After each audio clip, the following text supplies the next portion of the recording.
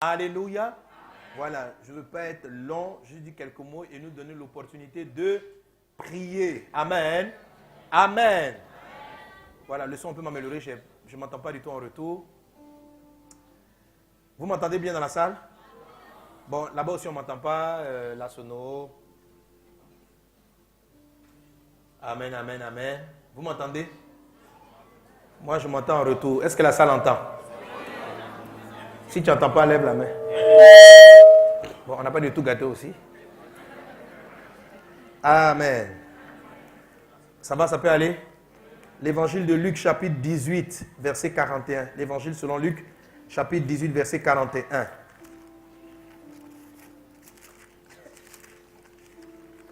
Donc je dis que la parole que j'ai à cœur de partager avec nous, que le Seigneur veut nous donner ce soir, est relative à l'enseignement du dimanche dernier en ce qui concerne la prière du Notre Père. Amen. Amen. Donc, je ne reprends pas la prière du Notre Père, mais je vais aller de manière pratique. Et ce dimanche, dans la série de l'enseignement de Notre Père, nous sommes arrivés à l'étape. À quelle étape sommes-nous arrivés? Donne-nous aujourd'hui notre pain quotidien. Et le Seigneur nous a fait comprendre que le pain quotidien traduit le besoin. Amen. Généralement, quand on utilise le mot Amen, la sono, s'il vous plaît, voilà. Ah, c'est le retour, je crois. Généralement, quand on utilise l'expression le pain, on parle de nourriture. Amen. Mais la nourriture, la Bible dit l'homme ne vivra pas seulement de pain, mais de toute parole qui sort de la bouche de Dieu. Donc, on a des nourritures, dans la nourriture physique, on a la nourriture parole, on a des nourritures qui viennent encourager notre âme, etc. On a déjà fait plusieurs séries d'enseignements pour expliquer que l'homme se nourrit de différents corporellement dans l'âme et aussi dans l'esprit avec différentes sortes d'alimentation. Amen.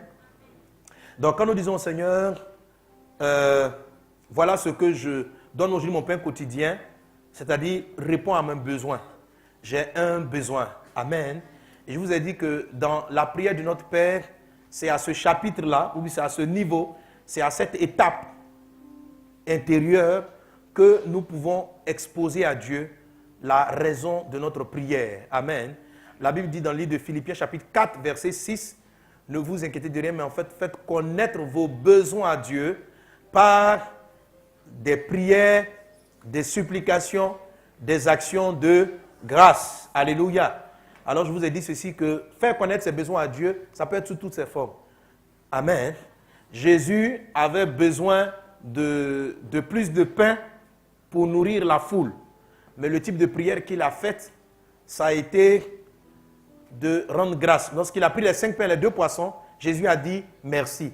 Donc quelquefois, on présente à Dieu un besoin, non pas en lui demandant, Seigneur, donne-moi l'argent, donne-moi ceci, mais simplement en le remerciant pour certaines choses qu'il nous a déjà données. En l'occurrence, ici, c'était les 5 pains que Jésus avait reçus. Quelqu'un est-il avec moi? Quelqu'un est-il avec moi? Amen. Et à ce chapitre-là, je vous ai dit ceci, et on va le voir, et c'est par rapport à cela qu'on va prier, qu'il est important de dire à Dieu ce dont on a besoin. Amen. Et non d'expliquer à Dieu ou de demander à Dieu un des moyens que nous connaissons pour obtenir ce besoin. Quelqu'un est-il avec moi? Si j'ai besoin d'argent, je ne dois pas prier Dieu pour lui demander « touche telle personne pour me donner de l'argent ». Je dois demander simplement à Dieu « donne-moi l'argent dont j'ai besoin ». Et Dieu lui-même sait qui il va activer ou bien qu'est-ce qu'il va faire pour me donner cet argent. Celui qui prie et qui montre à Dieu un chemin développe en quelque sorte une forme d'incrédulité. Il est en train de dire à Dieu qu'en dehors de cette voie que lui, il connaît, Dieu n'a pas d'autre possibilité de résoudre son problème. Et ceux qui développent ce genre de raisonnement vivent une vie chrétienne limitée. Parce qu'ils vivent une vie chrétienne en dessous des grandes capacités que le Seigneur peut nous donner. Parce que ce genre de croyant va le plus souvent prier en fonction de ce dont il dispose dans sa poche. Par exemple, quelqu'un, et ça a choqué plusieurs, il y en a même qui ne croient même pas ce que j'ai dit. Oui, je vais la dire parce qu'il y en a qui ne croient pas. Mais c'est la vérité, mes amis. Si vous ne comprenez pas ça, vous risquez d'être aigris. Vous allez voir des chrétiens qui vont entrer dans une dimension de vie. Vous allez être là maintenant, pourquoi? Et puis tomber dans la jalousie. Amen. Amen. Alléluia. Alléluia. Amen. J'ai donné mon témoignage. Je vais dire non. Il y en a qui vont dire non, c'est parce que c'est le pasteur, on lui fait des offrandes. Je m'enlève. Si tu veux, je n'ai pas dit. On a trop de cas. On a trop de cas. Trop d'exemples. Alléluia. Il y a des personnes un peu de mon entourage, par exemple mon assistante et puis des frères qui ont décidé, eux, ils ont pris la décision que quand je voyage en Afrique, si je voyage, elle m'accompagne. Je lui ai dit, moi je ne peux pas payer le billet d'avion là. C'est pas ça. Elle a parlé à son père. Elle dit que Seigneur, tu m'as mise là pour prier, pour assister ton serviteur. Donc, s'il parle, il faut qu'on l'accompagne pour intercéder. C'est une décision, c'est un choix. Et ça plie à Dieu. Amen. Quand j'ai dit, et matériellement aussi, la caisse ne peut pas se permettre ça. Mais elle a fait sa foi. Alléluia. Alléluia. Et elle aussi, elle n'a pas d'argent. Amen. Une fois, on doit aller dans un pays. J'ai dit, on ne leur dit rien. Faut pas, elle dit, parce que je viens. J'ai dit, mais tu as trouvé l'argent comment? Elle dit, ce qui est sûr, moi j'ai dit ma chose à Dieu. Je viens. Je dis, ok. Donc elle écrit. Bon, l'équipe qui me reçoit, on leur écrit pour signaler. Je dis, bon, quand tu leur écris, tu dis, on est un groupe de 2 personnes qui accompagnent le pasteur. On voudrait juste savoir là où vous le logez, les prix des chambres. Tout parce que tout ça, c'est à nos frais. Voilà. Nous, on accompagne le pasteur. Le pasteur va avec son épouse. Donc, l'église qui me reçoit paye mon billet, le billet de mon épouse, le logement, les déplacements, tout ça. Donc, ils ont dit, bon, les voitures, ça coûte combien à louer là-bas? La chambre d'hôtel, ça fait combien? Tout ça. Et puis, nos billets. En fait, ne vous inquiétez pas, c'est nous-mêmes qui prenons cela en charge. On est l'équipe qui accompagne le pasteur. Les gens, quand ils reçoivent le mail, la réponse qu'ils envoient, c'est avec non seulement mes billets et ceux de mon épouse, mais les billets de ceux qu'elle a mentionnés. Amen. La chambre d'hôtel, pas n'importe quel hôtel. Chacun a sa chambre, 5 étoiles. C'est-à-dire, on ne m'a pas logé dans un hôtel, 5 étoiles, et puis on les a mis dans un hôtel, deuxième. Non. Pourquoi? Parce que c'est son papa Dieu qui lui donne cela. Et quand son père prend sa fille en charge, il ne va pas la faire dormir dans 2 étoiles. Il la fait dormir dans du 5 étoiles. Parce que ça vient de lui. Mais vous savez, la majorité des gens se seraient disqualifiés avant d'avoir osé demander à Dieu. Ils allaient dire, je n'ai pas l'argent, l'église n'a pas l'argent. Comme je ne vois pas le chemin. Mais tu as à cœur de faire ça. Demande à Dieu. Demande. Dis-lui ce que tu veux. Où est ton problème? Attends, dis à voisin, où est ton problème?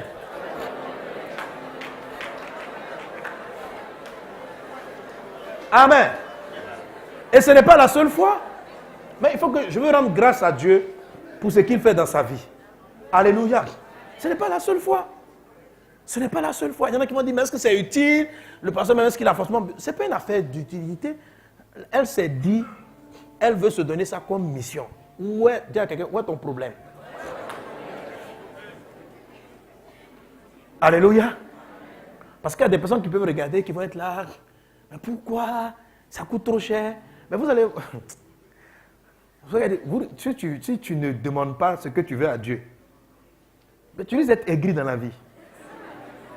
Parce que tu vas voir des gens qui n'ont pas ton salaire, mais qui roulent dans une voiture meilleure que la tienne, qui s'habillent mieux que toi. Et tu vas te poser la question, mais où ils ont pris l'argent?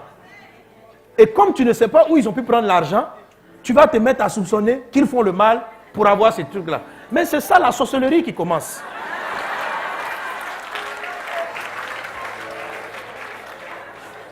Tu as un père qui est dans le ciel et tu t'amuses. Et ce n'est pas la seule fois, une autre fois encore. Elle dit qu'elle vient. Je dis, On a envoyé le... Là, elle a fait mes documents, tout ça. On regarde le prix du billet. Elle dit, ce qui est sûr, elle vient.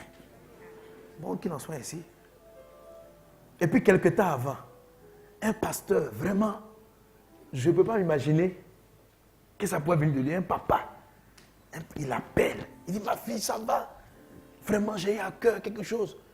Et il lui fait une offrande. Il dit, c'est pour ton billet d'avion. Et chaque fois, amen, alléluia. Un jour, les disciples marchaient avec Jésus. Jésus a dit, gardez-vous du levain des pharisiens. Et ils ont cru que Jésus était en train de leur dire, pourquoi vous n'avez pas amené du pain? Jésus dit, mais vous là, avec les 2 miracles de multiplication de pain, croyez-vous que Dieu est limité? Il peut vous marchez avec moi, on n'est plus dans des débats de pain. Parce que vous savez que pour l'histoire de pain, mon travail, c'est la multiplication du pain. Donc, ne vous inquiétez pas pour l'alimentation. Vous voyez, quelquefois, parce qu'on a pris 2 ou 3 miracles avec Dieu, on a peur de lui demander le 3e ou le 4e. Maintenant, on se dit, Dieu a fait ça hier, il m'a payé le billet d'avion, il ne peut pas payer le billet d'avion. Ce qu'il a commencé. Quand tu vas lui dire, il va te dire, mais quand il y avait la foule de 5000, combien de pain j'ai eu? Tu vas lui dire, comment j'ai fait? Dieu le fait. Dieu le fait. Le Seigneur m'a dit de revenir là-dessus parce que nous vivons en deçà, en dessous. Trop. Amen. Aujourd'hui, on va prier. On va voir des miracles. Amen. Amen. Dans l'évangile de Luc, chapitre 18, verset 41.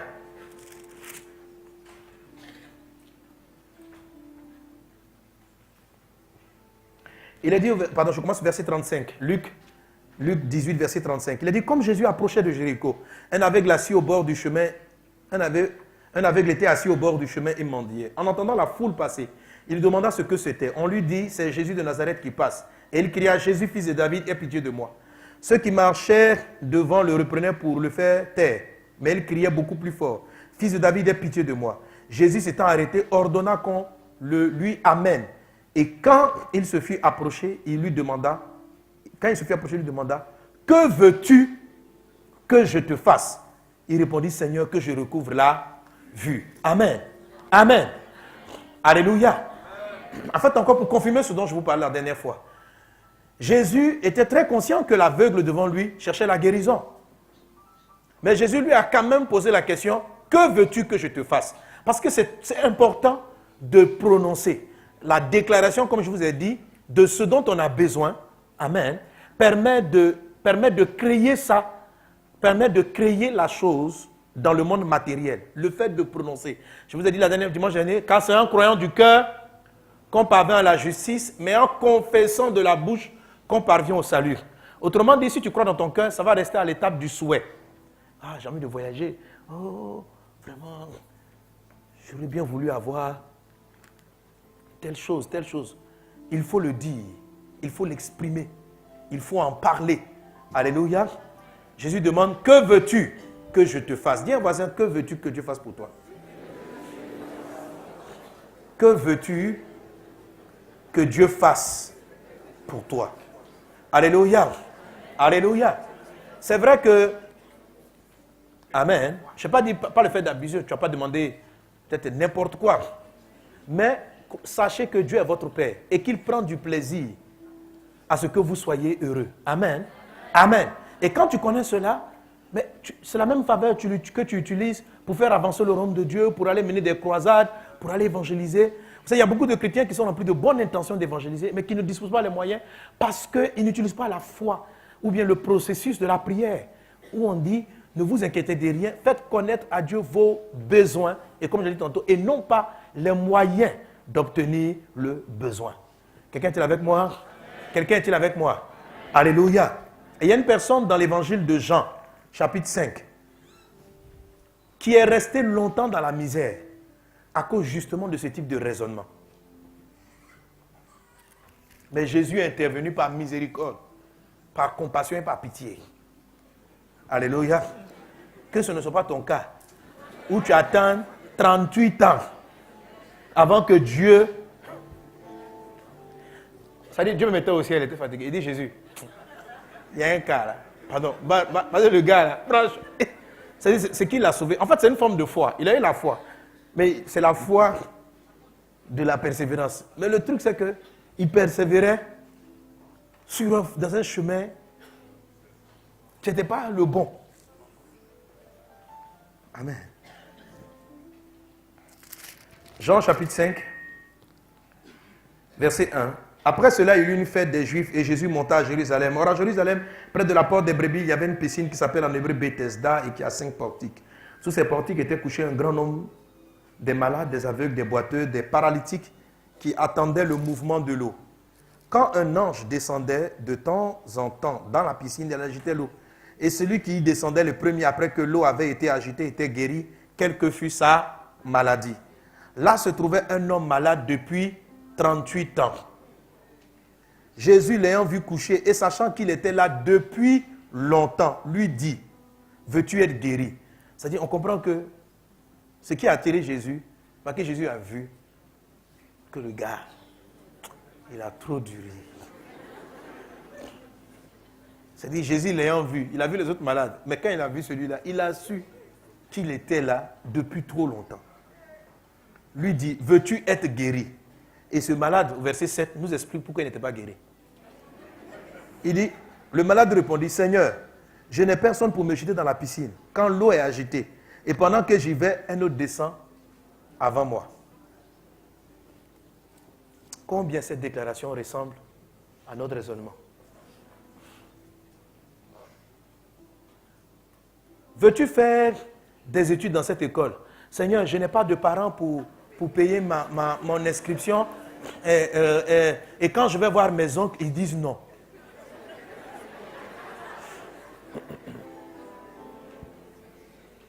Veux-tu aller vivre aux États-Unis? Seigneur, je n'ai pas de parents aux États-Unis.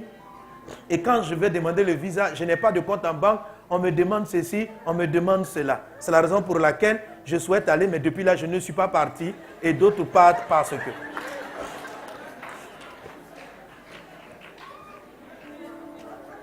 Veux-tu une maison? Seigneur, je n'ai pas le loyer, je n'ai pas le salaire suffisant pour m'acheter une maison. C'est la raison pour laquelle, depuis là, je n'ai pas de maison.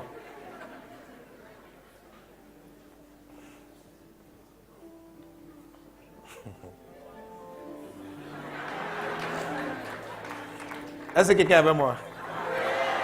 Tu te retrouves? Veux-tu voyager? Seigneur, je n'ai pas assez d'argent pour payer le billet. Est-ce que c'est ce qu'on t'a demandé?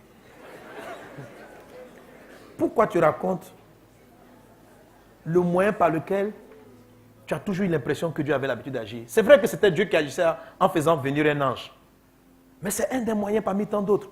Et souvent, notre expérience, parce que ça fait 38 ans qu'il a l'expérience de voir que c'est toujours quelqu'un qui prend un malade et qui le jette dans l'eau. Et il a fini par croire qu'en dehors de son expérience, en dehors de ce qu'il a appris, parce que ce n'était pas un enfant, 38 ans de maladie, à quel âge avait-il? Un vieux. Et il a tellement cumulé ces choses, tellement d'expérience, tellement les médecins ont dit des choses, tellement les gens ont fait des déclarations, que ça va venir par paralyser son esprit. Combien de personnes persistent dans des problèmes, dans des difficultés? Tout simplement parce qu'ils ne présentent pas clairement à Dieu ce dont ils ont besoin.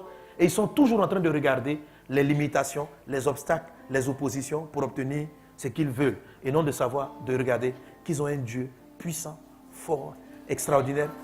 Et qu'en plus, c'est ton papa. Où est ton problème? Dis voisin, où est ton problème? Je n'ai personne pour me jeter dans l'eau. Je n'ai personne. Je veux voyager, hein, mais je n'ai pas de contact. Dieu te donne. Tu peux tout faire. Dieu, il peut tout faire. Alléluia. Regardez, j'ai donné tout à l'heure l'exemple de mon assistante, et puis de certaines personnes de mon entourage, pour montrer comment ils avaient pris la décision d'accompagner le pasteur et comment Dieu pourvoyait chaque fois. Amen. Alléluia. Parce que ce n'est pas la seule, il y en a encore d'autres qui le font. Et ils vivent dans cette dimension de miracle. Que ce soit pour le logement, pour toute chose, Dieu prend en charge. Amen. Amen. Ce que le Seigneur veut ce soir, ce que tu faut oser. Soit, tu es avec ton papa, quoi. Quand je parle, il y en a qui disent, hey, Dieu, j'ai dit des choses, hein. Mais il faut dire, il y a quoi? Ah, je n'ai pas peur. La parole de Dieu est la parole de Dieu. Je suis serein. Amen. Je suis serein avec la parole de Dieu. On n'a pas à défendre Dieu. Dieu se défend lui-même. On n'a pas essayé de trouver des choses pour pouvoir excuser la Bible. Attention, faut faire... Frère, la Bible se défend elle-même. Si tu demandes une chose que tu crois, mais comment on croit? La croyance, ce n'est pas une concentration. Ce n'est pas une concentration, c'est un fait. Amen. Mon papa a les moyens et il m'aime. Moi, ton problème. Ton papa a les capacités et puis il t'aime. C'est tout. Si tu es conscient de ces faits, what est ton problème? Ton papa a les capacités. Maintenant, s'il ne t'aime pas, tu peux dire, bon, il est fâché contre moi. Mon papa a les moyens, mais il n'aime pas ma tête. D'accord, là, il y a un problème. Mais il t'aime. Et il a les moyens. Il peut le faire. Il incline les cœurs de qui il veut. Il fait ce qui lui plaît. Quand il veut, où il veut, comme il veut. Entre dans cette dimension. Alléluia. Alléluia. Vous savez, je prends des exemples. Un voyage, on peut dire que c'est un peu banal. Mais je prends des exemples que je peux appeler des petites choses de la vie. Pour montrer que même pour des petites choses, Dieu agit. À plus forte raison, pour des choses qui sont très importantes. À plus forte raison, pour des choses qui sont très importantes. Lorsqu'il s'agit de ta famille, il s'agit des choses importantes dans ton destin. Je veux dire pour ça, bon, que mon assistant m'a accompagné ou pas, en tant que tel, on peut dire que ce n'est pas trop important. Mais si Dieu, pour cela, peut déplacer, la faire loger dans un hôtel 5 étoiles, mettre toutes ces choses à ta disposition, à plus forte raison pour des sujets où tu cherches ta maison, où tu veux être logé, où tu veux envoyer tes enfants dans une bonne école, pour des sujets comme ça, qui sont importants. Et Dieu même sait que c'est important. Amen. Dieu t'offre, Dieu peut... Tu n'as jamais osé lui demander des vacances dans un pays? Ose, vas-y. Tu as regardé ton compte en banque. J'ai dit la dernière fois, je pense à quelqu'un, j'ai dit, vous savez, il y a beaucoup de gens qui disent qu'ils veulent aller à l'étranger, pas parce qu'ils ont envie de s'installer. La réalité, c'est que tout le monde a envie de voir beaucoup de pays. On a envie d'élargir un peu notre champ de vision, de voir beaucoup de choses. Donc, c'est totalement légitime que tu demandes à Dieu, j'ai envie d'aller voir tel pays. Voilà, faut pas... Parce que vous avez l'impression que... Pourquoi les gens demandent, je vais aller habiter? Parce qu'ils ont l'impression qu'en fait, il y a des pays, quand tu pars, si tu reviens, tu n'as plus jamais parti. Donc, tout ce qu'ils demandent à Dieu, je t'en supplie. C'est-à-dire, eux-mêmes, ils savent que s'ils ont eu le visa pour rentrer là-bas, frère, mais déjà, même toute leur démarche est de l'incrédulité. Pourquoi toi, Dieu ne peut pas te laisser partir, revenir? Pourquoi?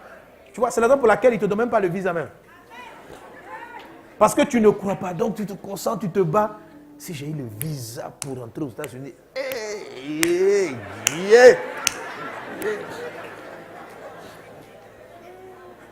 Souvent, il y a des frères qui viennent me voir et disent, pasteur, prie pour moi, je vais partir aux États-Unis. Je dis, tu veux le visa? Il dit oui. Quand ils ont le visa 1 an, je dis, tu vas revenir, non? Tu vois un petit sourire. Je dis, pasteur, ça...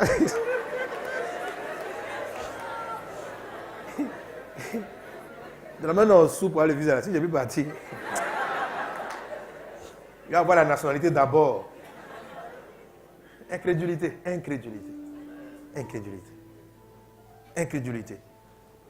Pourquoi tu ne crois pas que Dieu va t'amener là-bas? Et si les États-Unis ou la France ou l'Europe est ton territoire de destin, Dieu même te donne la nationalité. Dieu... Donc avant de partir, si tu veux savoir si tu es en train de dessiner ou pas, dis à Dieu, je vais aller visiter d'abord. Offre-moi ça, je vais aller visiter. Dieu va créer des circonstances pour toi. Tu vas aller là-bas, visiter, et puis tu reviens. Tu dis, bon, j'ai prié, Seigneur, je sens que je dois aller y vivre. Dieu aussi crée les circonstances pour que tu ne sois pas là-bas dans une situation illégale, contre la loi. Et j'ai dit à la personne, est-ce que vous savez que quand vous rentrez dans un pays de manière illégale, même si c'était votre territoire de faveur, la richesse du pays vous est fermée. Vous ne pouvez pas vous en sortir. Parce que le pays et les autorités qui sont sur le pays ne t'ont pas autorisé. Tu n'as pas la bénédiction de la terre. Tu ne peux pas avoir la bénédiction. Tu vas commencer un commerce, ça va tomber. Tu vas rester là-bas jusqu'à toi, les gens qui restent. en Occident, 18 ans, ils n'arrivent même pas à construire une maison. Tu seras dans de leur nombre. Non, mais je te dis la vérité. On ne t'a pas ouvert la porte. Tu es un voleur de porte. Tu es passé par la fenêtre. Et maintenant, tu violes. Tu ne seras pas béni. Tout l'argent que tu vas accumuler va passer entre tes doigts. Parce que tu n'es pas rentré dans le plan de Dieu. Pourquoi Dieu va te faire rentrer comme un voleur? Pourquoi Dieu va te faire rentrer dans un pays comme un voleur? Il ne peut pas le faire. Il ne peut pas t'ouvrir les portes. Amen. Amen. Amen. On avait une soeur ici, elle était dans les témoignages, qui était venue rendre témoignage pour son frère. Amen. Un gars qui venait à peine de se convertir. Je vous dis, c'est vous qui... Lui, j'ai oublié le témoignage, tellement de témoignages. En tout cas, il voulait aller aux États-Unis. Il n'avait rien comme document. Elle est partie déposer le visa. On a donné le visa. Le consul me mettait là. Il a cacheté, donné le visa. Elle n'a pas donné les dossiers de compte en banque parce qu'elle n'en avait pas. En fait, tous les dossiers normaux que tout le monde fournit, après la prière, elle est partie. On lui a donné le visa, je ne sais plus combien d'années là.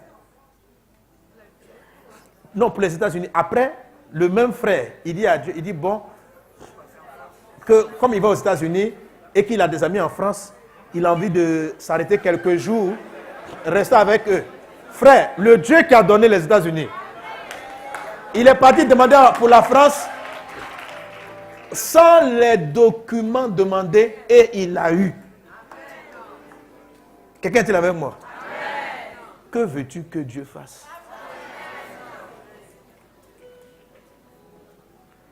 Et la foi, tu vois. La Bible dit la foi vient de ce qu'on entend vient de la parole de Dieu. Quelqu'un a la foi le soir là? Amen. Amen. Amen. Parle à Dieu avec la foi. Parle à Dieu avec la foi. Alléluia. Dis-moi, il y a deux choses que je vais préciser. Dans la notion du besoin, il y a deux éléments. Je vais parler de un qui souvent ne dépend pas de nous. L'élément du temps. Chaque fois dans la parole de Dieu que les chrétiens, les gens ont posé la question à Dieu, quand cela se fera-t-il? Dieu a toujours répondu, c'est du ressort de Dieu. Amen. Exposer le besoin, ce n'est pas forcément limiter Dieu dans le temps. Il y a des choses que vous demandez à Dieu pour lesquelles Dieu estime que ce n'est pas le bon moment. Mais ça ne veut pas dire qu'il ne va pas vous le donner. C'est juste une affaire de temps. Souvent, il est dit dans la parole de Dieu l'expression, quand les temps furent accomplis, Dieu a fait ceci. Quand les temps furent accomplis, surtout des grands mouvements de votre vie qui dépendent de votre destin. Par exemple, aller dans un territoire donné, aller vivre dans un pays donné, rencontrer certaines personnes de votre vie. À quel moment je vais rencontrer ces personnes de votre vie? Souvent, quand ça appartient, ce sont des lignes majeures de votre destinée. Amen. Quelquefois, l'exaucement peut s'étaler sur quelque temps. Alléluia. Alléluia. Je me souviens à l'époque, je m'avais dit que j'allais aller au Canada, on allait faire l'œuvre là-bas. Et avec ma fiancée, on a commencé à faire tous les papiers pour partir. Mais rien n'a marché. Quand les temps furent accomplis. Alléluia. Quand les temps furent accomplis. Nous nous sommes retrouvés dans ce pays faisant l'œuvre de Dieu. Est-ce que Dieu nous avait exaucé? Si, il avait exaucé. Il y a beaucoup de prières qui tiennent compte du temps. Alors, si vous demandez une chose à Dieu et que la chose semble tarder à vous arriver, demandez à Dieu, quand le feras-tu, Seigneur? Parce que vous savez que papa va le faire. Un peu comme un enfant qui dit à papa, aujourd'hui, c'est quoi le temps qui est accompli? C'est pas compliqué. Votre enfant a 10 ans. Il dit, papa, achète-moi une voiture. Papa a les moyens d'acheter la voiture. Papa peut acheter la voiture. Papa, achète-moi une voiture. Papa, achète-moi une voiture. Est-ce que vous allez lui acheter une voiture pendant qu'il a 10 ans? Non. Parce que les temps ne sont pas encore accomplis. Quand les temps seront accomplis, lorsqu'il aura la maturité suffisante pour prendre la voiture, alors, sans problème, vous lui achèterez une voiture. Est-ce que quand l'enfant demande une voiture, il n'a pas été exaucé? Si, il a été exaucé. Mais vous savez qu'au temps marqué, quand papa dit, je t'achèterai ta voiture, je te promets, papa même sait que la voiture maintenant, la Bible dit, un héritage promptement acquis ne sera pas béni quand viendra la fin. Mais ce n'est pas un non-exaucement. Amen. Alléluia. Ce n'est pas un non-exaucement. Bien au contraire, c'est un exaucement. Mais le paramètre du temps est une chose qui dépend de Dieu et qui dépend de ce qu'il appelle l'accomplissement. Et ce paramètre-là intervient lorsqu'il s'agit de sujets majeurs ou déterminants pour notre destinée. Amen, amen, amen. Amen. Amen. Quelqu'un est-il avec moi? Quelqu'un est-il avec moi? Alors on va prier le Seigneur. On va parler à Dieu. Que veux-tu que Dieu fasse pour toi? Amen. Et sache que tu t'adresses à ton Père. Et que ton papa est dans le ciel.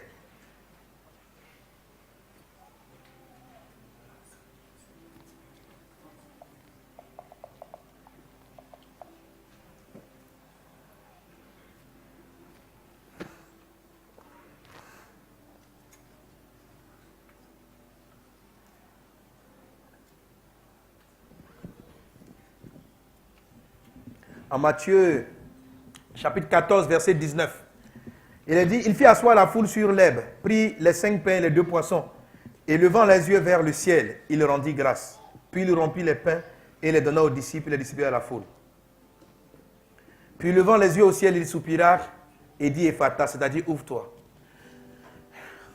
Je vous ai dit que lorsqu'on fait la prière de notre Père, c'était d'abord un état intérieur, c'est un process intérieur. Dans ces 2 textes que je viens de lire, pour la multiplication des pains, lorsque Jésus a pris les 5 pains, ce qu'il a fait, la Bible dit, il a levé les yeux vers le ciel. Quand vous exposez le besoin, vos yeux sont levés vers le ciel. Vos yeux sont levés dans votre cœur.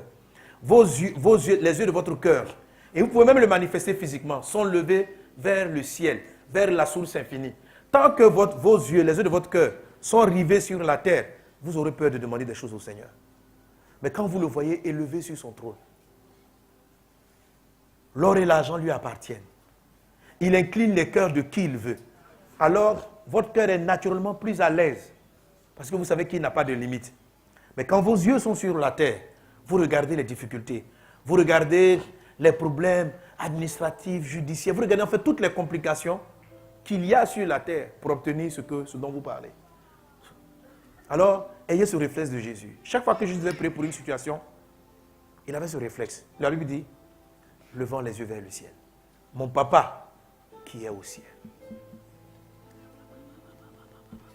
Alléluia. Si quelqu'un attend une guérison ce soir, qui dit mon Père au ciel, guéris-moi aujourd'hui. Guéris-moi. Guéris-moi. Si une personne est épuisée d'avoir ses loyers constamment à payer, lève les yeux vers le ciel et dis papa, donne-moi une maison. Je veux une maison. Tu veux travailler? Dis papa, je veux travailler. Je veux vraiment travailler. Je veux vraiment travailler. Je veux travailler. Je veux travailler. Tu veux être excellent dans ton travail? Seigneur, rends-moi meilleur dans ce que je fais. Tu veux faire son œuvre, aller prêcher la parole, tu as besoin de la grâce, Seigneur, rends-moi capable.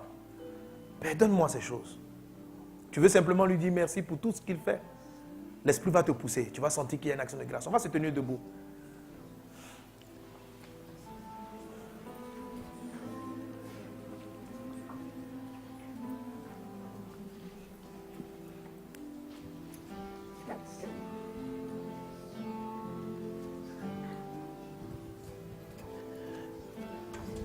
C'est trop, chante de gamme. Okay.